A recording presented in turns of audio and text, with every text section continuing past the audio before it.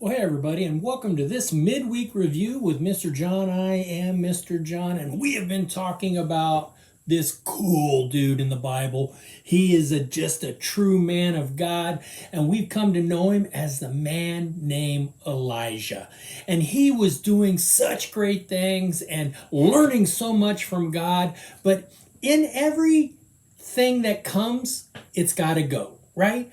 I'm getting up there in age and I've been doing ministry for about 30 years. And I know at some point, and I hope it's not soon, but at some point, I'm going to either have to step away or I'm going to be just moving on from ministry. But how do I go about leaving a ministry? Do I just leave it high and dry and just be doomed because nobody knows what's going on? Or do I do something about it? And we see something that Elijah does that is amazing. And this story is the perfect story for the season that we're in. This week is 4th of July week, and man, do I have a fireworks display about to happen. Sit down, chill out, relax, and listen to the story. This one is cool, right?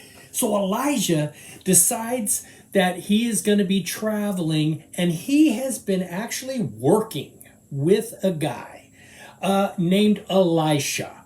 Now, we can get these two guys kind of confused, right? There's two guys, and they're right at the same period of time, and one is Elijah, and the other one is Elisha. And I'm going to give you a tip. Here's the easy way to know which one came first.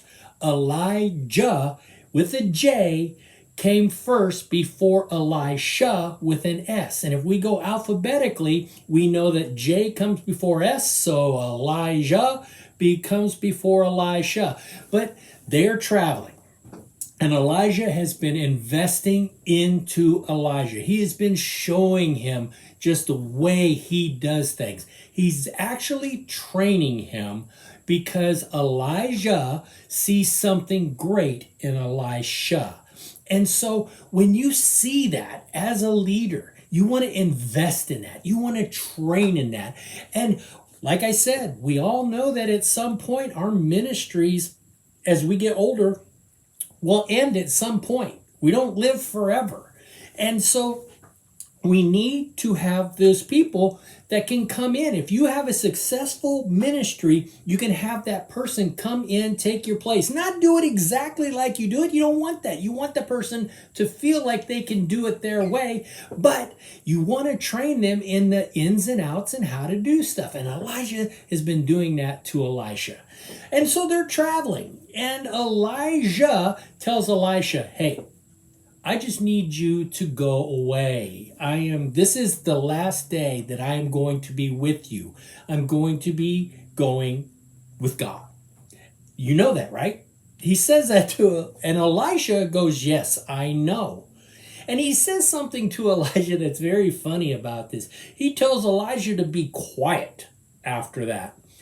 And I do not think he's trying to be disrespectful to his leader, his master, or whatever you want to call Elijah in this point. I think he's saying, yes, I know. But what you say to me doesn't make any difference. You can tell me to go away, but I am not. So don't even think about saying it again. But Elijah does it a couple more times. He tells Elisha, do you know that this is the day the Lord is coming to take me away? And Elisha says, yes, I know, be quiet. And then they get to a point where Elijah looks at Elisha. Elijah, Shah, to Shah. So it gets confusing, doesn't it?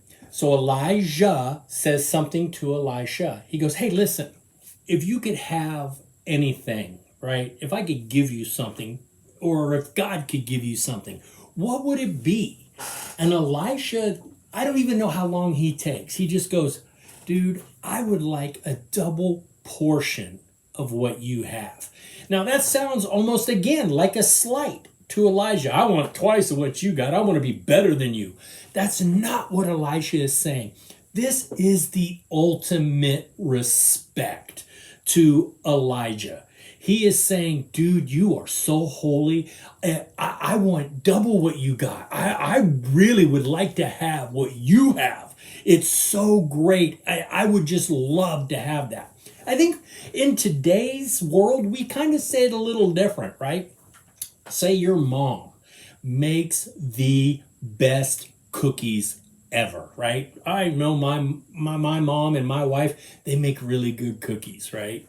And if I was to go making cookies, man, I wish I had cookies that tasted half as good as my mom or my wife's cookies. They are just spectacular, right? It's a way to show respect, and that's what Elisha is doing here.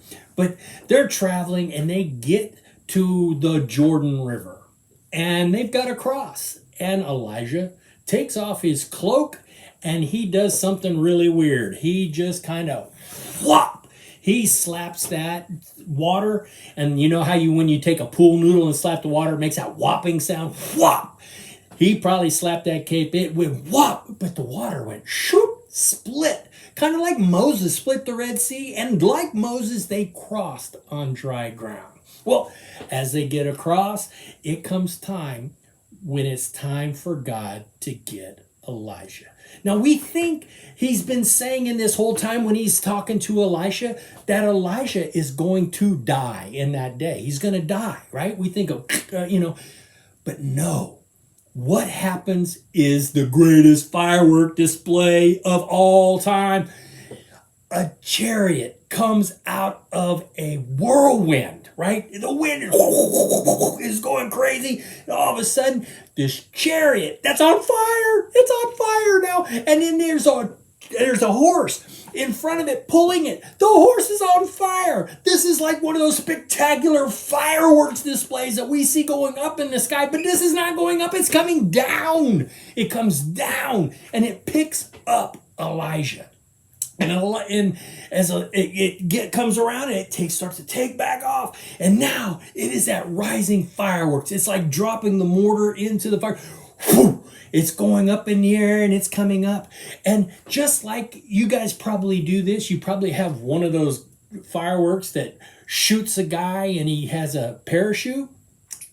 The chariot's going up, Elijah's going up, but Elijah does something. He takes off his cloak, the same one he slapped the Jordan with, and he throws it over to Elijah. And this is like the ultimate respect that Elijah shows Elisha here. He is throwing down, he's passing the mantle, he's passing the baton, he's passing the torch, if you will, to Elisha. And Elisha sits there and he takes it, and in that moment, boom, it's like the big ball goes up into the firework display and then it disappears. God took Elijah into heaven. And guys, I'm going to give you a little trivia. Elijah is not the only person that went to heaven without dying. The other guy's name was Enoch. You need to look him up. He's in Genesis. But that's a little trivia you guys can give. Who were the only two guys to go to heaven without dying? Enoch and Elijah. But we got to go on with the story, right? So now it's Elisha has been given the mantle. He's given what Elijah had. He's given the ministry. He's taking over. And Elisha, now he needs to go about his business, right?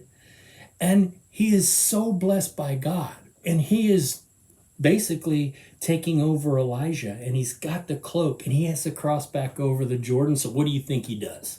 He didn't mess around. Whop! He hits the water. And just like when Elijah hit it, Elisha hits it. And it splits. And he crosses over on dry ground. Guys, when we are leaders, and believe me, you are a leader, and you are good at something, it is like our gift to go and teach somebody how to do that and to do it better than we did it, right? If you're on a team and you want to show somebody how to do it, show them as best you can. And if they get better than you, that is amazing, right? You were the trainer. You were the leader that taught him how to do it in the first place. He just got better at it. That's nothing wrong with that. So guys, Elijah is such a great guy in the Bible. He's such a caring dude. And man, just God loved him. He loved God. And if you keep going on into the New Testament, remember, you see him a couple more times show up because God truly embraced who Elijah was. And Elijah truly embraced who God was. And I hope you're doing the same. Hey, verses coming up. And in next month, we're going to hear a little bit about this dude, the Elisha guy we've been talking about. You're going to hear a lot more about him. So hang in there. Keep up. We'll talk to you later. Have a great 4th of July. Bye. Jesus answered, "It is written, man shall not live on bread alone, but on every word that comes from the mouth of God." Matthew 4:4.